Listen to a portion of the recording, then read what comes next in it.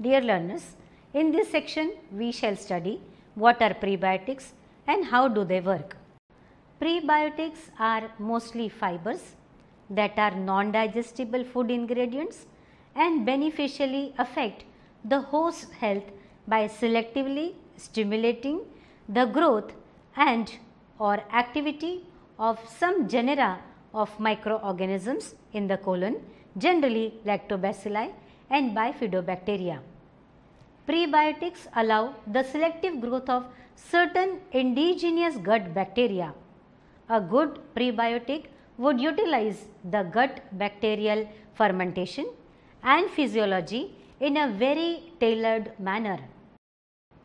An ideal prebiotic should be resistant to actions of acid in the stomach, bile salts and other hydrolyzing enzymes in the intestine, should not be absorbed in the upper gastrointestinal tract, be easily fermentable by the beneficial intestinal microflora. In this module, we will study what are prebiotics and the role of prebiotics. Food and Agriculture Organization and World Health Organization defines prebiotics as a non-viable food component that confer health benefits on the host associated with modulation of the microbiota. Prebiotics form a group of diverse carbohydrate ingredients. Some carbohydrates of interest as prebiotics are neosugars, inulin-like fructans, that is fructo-oligosaccharides of chain length up to 60 units, soy oligosaccharides, galacto-oligosaccharides, isomaltose oligosaccharides, genito-oligosaccharides, xylo-oligosaccharides, lactulose, that is fructose galactose disaccharide, raffinose, stachyose, sorbitol, xylitol, palanitose and lactosucrose. However, among prebiotics, only bifidogenic non-digestible oligosaccharides, particularly inulin, its hydrolysis products oligofructose and trans galacto-oligosaccharides GOS fulfill all the criteria for prebiotic classification. Prebiotics like inulin and pectin exhibit several health benefits like reducing the prevalence and duration of diarrhea, relief from inflammation and other symptoms associated with intestinal bowel disorders and protective effects to prevent colon cancer. They are also implicated in enhancing the bioavailability and uptake of minerals, lowering of some risk factors of cardiovascular diseases and promoting satiety and weight loss, thus preventing obesity. Some of the important properties of the oligosaccharides along with names of widely used prebiotics are outlined here. Now, the properties of an ideal prebiotics has been presented in this table. It has 2 columns, desirable attributes and properties of oligosaccharides. First desirable attribute is it should be active at low doses and property is selectively and efficiently metabolized by bifidobacterium and or lactobacillus species. Second desirable attribute is lack of side effects, for which it should be selectively and efficiently metabolized by beneficial bacteria without producing gas. Third is persistence through the colon, for which it should be preferably high molecular weight. Fourth is it should be of varying viscosity, for which it must be available in different molecular weight and linkages. It should be acceptable storage and processing stability, and for this it should possess 1,6 linkages and pyrenosyl sugar rings. It should have ability to control microflora modulation, for which it must be selectively metabolized by restricted microbial species.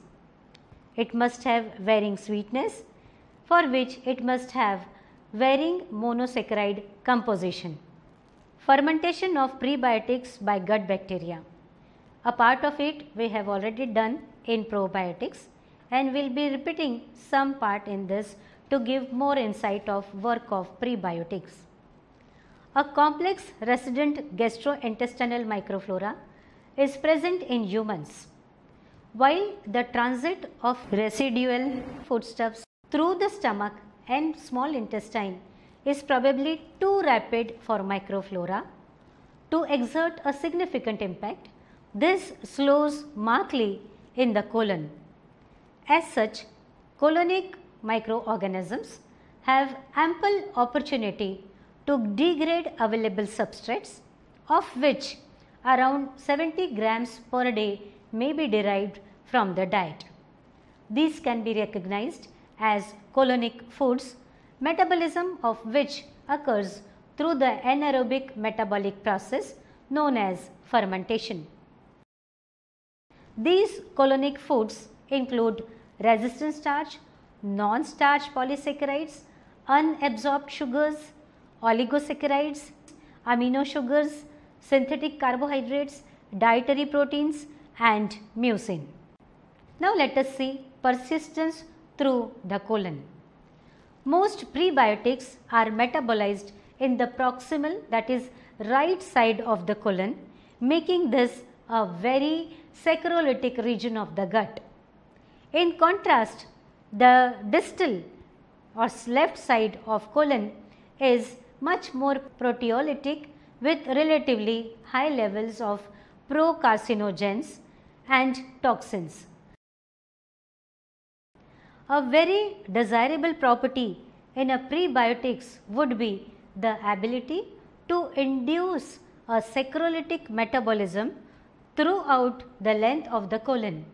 This may be achievable by producing prebiotics with an appropriate molecular weight distribution such that low molecular weight molecules were metabolized in the left side and high molecular weight molecules were more slowly metabolized and reached the right side.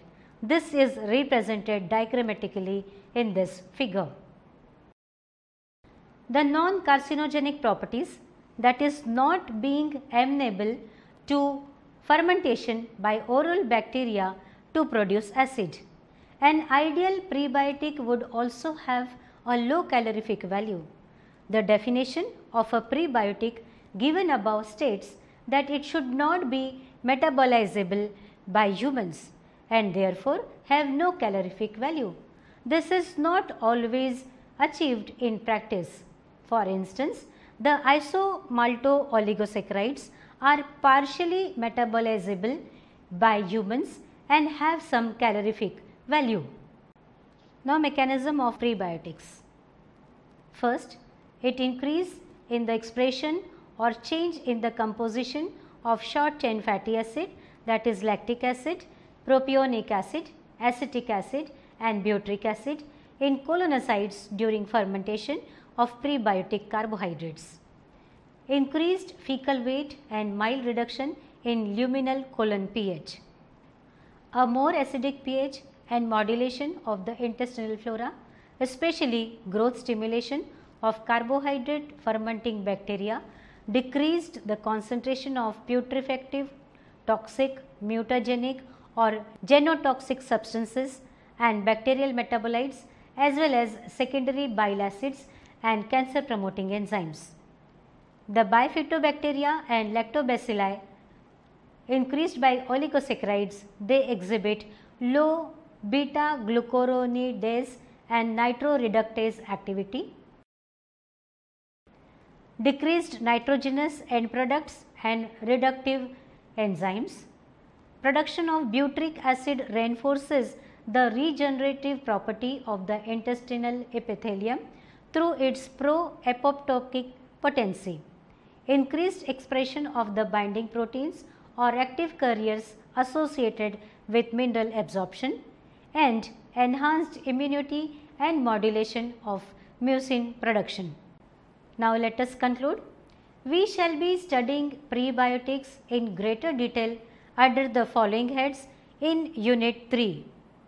definition, chemistry, sources, metabolism and bioavailability, effect of processing, physiological effects, effects on human health and potential applications in risk reduction of diseases, perspective for food application for the following: non-digestible carbohydrates, oligosaccharides, dietary fiber, resistant starch and gums.